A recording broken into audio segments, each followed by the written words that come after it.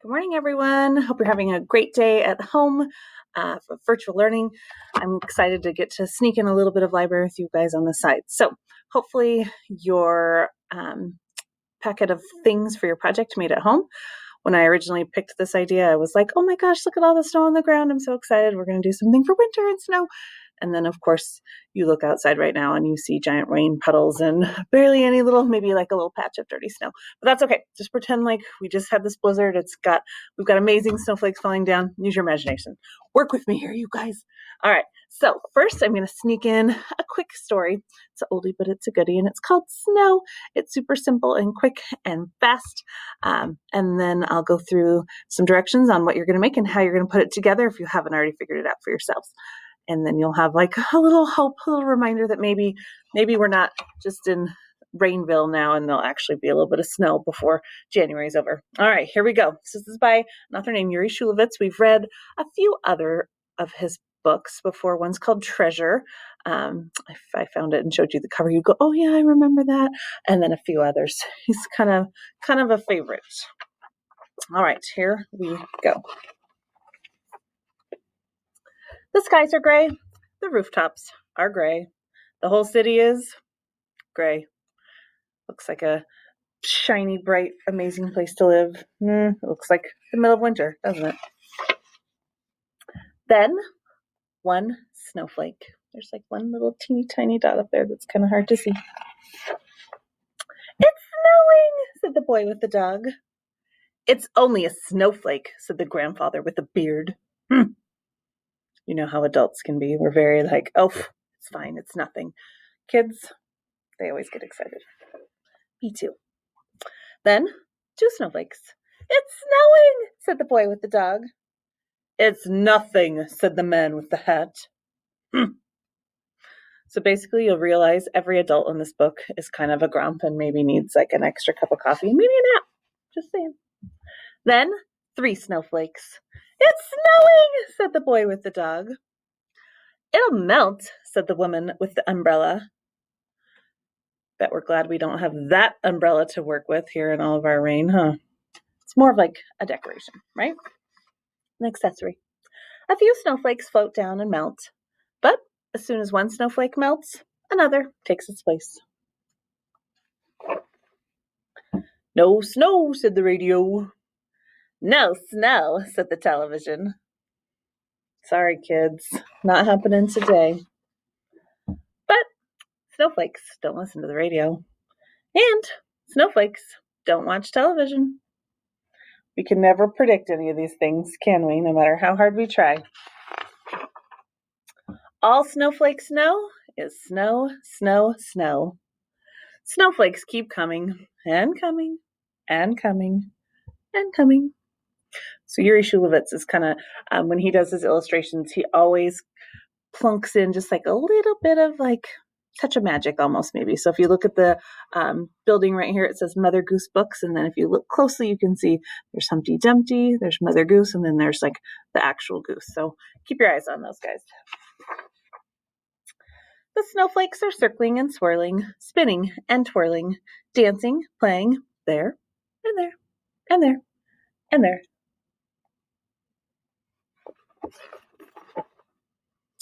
Floating, floating through the air, falling, falling everywhere. So there they go. Little snow magic.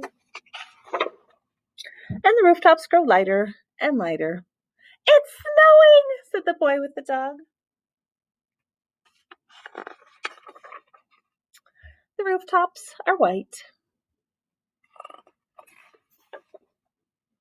The whole city is white. Snow, said the boy. Now all of a sudden it looks like a much more inviting place to live, don't you think? Snow's kind of magic like that. Makes everything beautiful. Even if it's just for a little while and then it all disappears and melts away. All right, so speaking of snow here, look behind me, ta-da!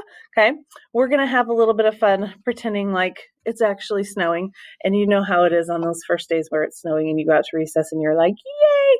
And you stick your tongue out and you open up your mouth as big as you can, and you try to catch a snowflake on your tongue. So that's what we're going for today. So hopefully all of these things made it home for you so that you can put your art project together for the day.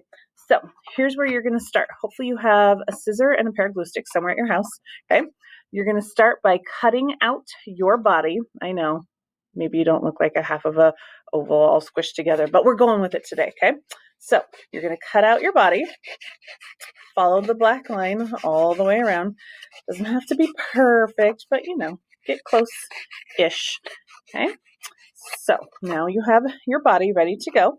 The next piece that you're going to cut out is your head. And you're going to say to yourself, this does not look like my head. I don't have like this horn growing on the top of my head. Well, picture it as if you were like tipped all the way up looking at the sky, getting ready to catch the biggest snowflake that you can find. Okay. So that's kind of actually your nose pointing up in the air. So again, trying to stick to the black line as best as you can. Are we perfect? Very rarely, almost never, but we do the best that we can, right? So stick on the black line as much as you can. Once you get that cut out, then you're going to need your glue stick or your bottle of glue or whatever kind of adhesive you can find at your house hanging around there. Okay, and set those scraps aside. So now you have, ta-da, your head. Okay, so you're going to take your blue background. So you're going to run it the tall way. So up and down, hot dog. You're going to find your glue stick. And on my empty glue stick, hold that thought. This is the magic of video. Ta-da! So, glue stick, as I was saying. You're going to put glue all over the back of your body. Not your real body, your paper body. Some of you I can hear right now, I'll put glue on my body. That's not what I mean. And you're going to line it up on the bottom of your light blue paper. Kind of run it right along the edge there and give it a good squish so that it has a second to stick. Okay. And then same thing with your head. You're going to put glue all over your paper head. Haha. So there. And make sure you get a good coating on it so it stays exactly where it's supposed to. Okay. And when you put your head on, you're going to leave just a little space in between your body and your head. Okay. Obviously you can see I need to squish mine down just a little bit more so that way it really gets a chance to stick. Maybe I need a little more glue in my life. Always more glue in my life, right? Okay. So far so good. Now, in your little stack of things that are all paper clipped together, you have 3 pieces of pattern paper. You have kind of a longer piece and 2 smaller pieces. This is going to be your scarf going around your neck so that you look all kinds of fabulous. So start with the longer piece and put glue stick or whatever kind of glue you have all over the back. And you are going to place it right across your neck, kind of covering up that gap that we left. Okay? Make sense? So far, so good? Okay, so get that attached. If you need to pause somewhere in there so that way you can catch up, go ahead and do that. I'm falling apart, you guys. Old age. I'm telling you, let's kick it in. All right, so now you're going to take these 2 smaller pieces, and this is going to be, when you tie your scarf and you have those 2 little pieces with the fringes down at the bottom, this is going to be those 2 pieces. So you're going to take those 2 and you're going to use your scissors and you're going to cut little lines all the way across the bottom. So that way you can kind of fluff it up and curl it up and make it kind of scarfy and fringy. So do that on both sides. So little small cuts all the way across. There's really no wrong way to do that, huh? And then you just kind of crinkle them up. And same as before, you'll use your glue stick, put glue on the back, and then you're going to attach them to the scarf on your neck, kind of like this-ish. Okay, so you can see I have my head, I have my body, I glued my longer piece of scarf right across the middle, and now I have my 2 little ends from where I tied my fake scarf knot hanging on. So far, so good? Awesome. Okay, now we're ready to move on to the mouth. The mouth is this circle that was copied onto this black piece of paper. This is like basically if you had the biggest mouth in the whole wide world and you opened it as far as you could, trying to catch that amazing snowflake. So you're going to cut all the way around. Just like always, you'll put glue on the back and you're going to attach it to your head, kind of just right above the scarf, kind of like that. Okay, so far so good? Perfect.